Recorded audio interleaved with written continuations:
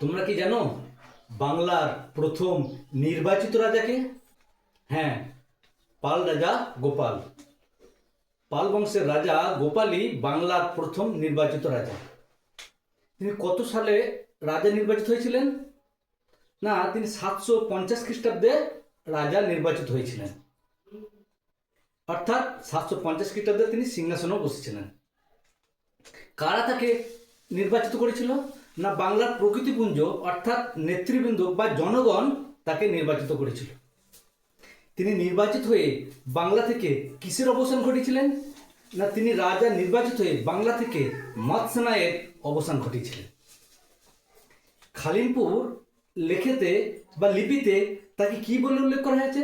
না, খালিমপুর লিপিতে তাকে পরম সৌগত বলে অভিহিত করা হয়েছে। কেন তাকে পরম সৌগত বলা হয়? না, তিনি বৌদ্ধ ধর্মের পৃষ্ঠপোষক ছিলেন, এই জন্যে তাকে খালিমপুর লিপিতে পরম সৌগত বলে অভিহিত করা হয়েছে।